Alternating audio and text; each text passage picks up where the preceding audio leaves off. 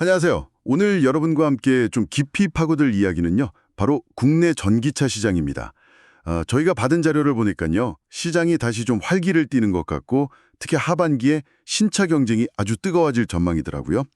네, 그래서 이 자료들 속에서 뭐랄까 가장 중요한 흐름 또 흥미로운 지점들을 쏙쏙 뽑아서 여러분이 시장을 좀 빠르게 파악하실 수 있도록 돕는 거. 그게 오늘 저희 목표입니다.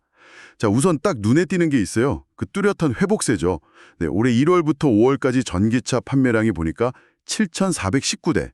이게 작년 같은 기간보다 40% 넘게 늘어난 수치고요.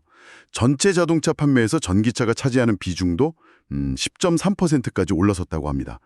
뭐 기아 EV3나 현대 캐스퍼 일렉트릭, KG 모빌리티의 토레스 EVX 같은 이런 국산 신차들이 분위기를 좀 이끌고 있는 것 같고요. 근데 여기에 수입자 공세도 만만치 않을 것 같네요. 그렇죠? 특히 5년 만에 신차를 내놓는 르노 코리아 소식이 좀 흥미로운데요. 세닉 이테크 일리트릭이라는 순수 전기 SUV입니다. 르노의 그 전기차 전문 자회사 있잖아요. 암페아. 거기 전용 플랫폼을 썼다는 점이 눈에 띄고요. 네, 맞아요. 아무래도 전기차만을 위해 설계된 전용 플랫폼이다 이러면 뭐 효율이라든지 실내 공간 활용면에서 분명 이점이 있겠죠. 여기서 또 주목할 재원이 그 LG 에너지 솔루션 배터리로 최대 460km 주행이 가능하다는 거예요. 이게 단순히 그냥 도심 주행용을 넘어서 서울에서 부산까지 충전 걱정 없이 갈 수 있는 수준이니까 그러니까 패밀리 SUV로서의 가치를 제대로 좀 어필하려는 전략으로 보입니다. 장거리 주행이나 뭐 공만에 대한 기존 전기차의 아쉬움, 이걸 좀 정면으로 돌파하려는 시도인 거죠. 작년에 그 하이브리드 모델 XM3 이테크 하이브리드죠. 수출명 아르카나. 그걸로 재미를 좀 본 르노가 이제 본격적으로 전기차 라인업 강화에 나서는 모습이네요. 그런데 시장에 새로운 발음을 일으킬 주자가 또 있습니다. 바로 중국 BYD의 등장이죠. 맞습니다. 하반기에 중형 세단 실 출시를 예고했는데요. 이게 제로백이 3.8초래요.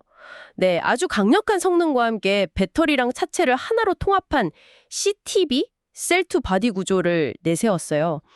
이 CTB라는 게 좀 생소하실 수도 있는데 이게 무게 중심을 낮춰서 주행 안정성을 높이고 또 실내 공간은 더 넓게 확보하는 데 유리한 뭐 그런 최신 기술입니다. BYD의 합류는 이게 그냥 단순한 경쟁자 추가 그 이상의 의미를 갖는다고 봐야 합니다.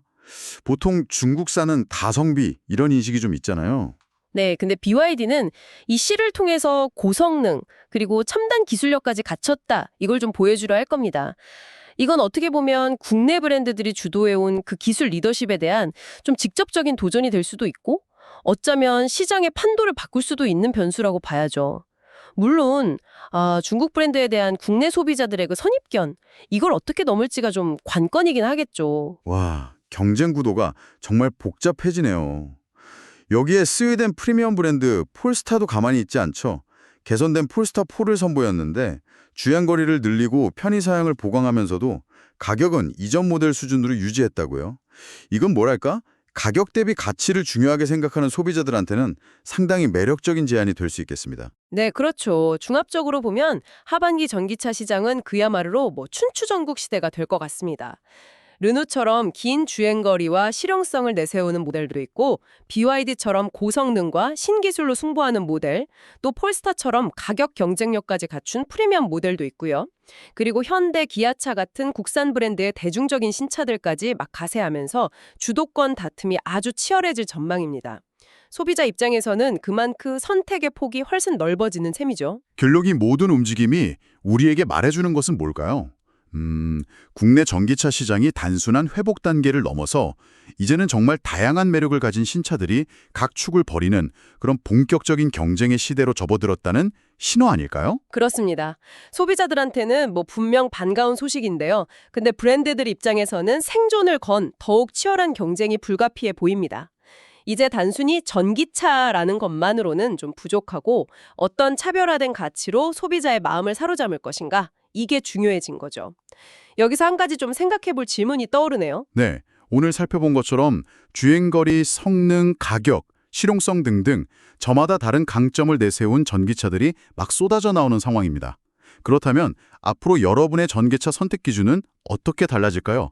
지금까지 중요했던 긴 주행거리 외에 예를 들면 특정 브랜드가 주는 어떤 신뢰감이나 이미지, 아니면 혁신적인 첨단 기술 혹은 뭐 남다른 디자인 같은 요소들이요. 이런 것들이 여러분의 구매 결정에 얼마나 더 큰 영향을 미치게 될지 한번 고민해 보시는 것도 흥미로울 것 같습니다.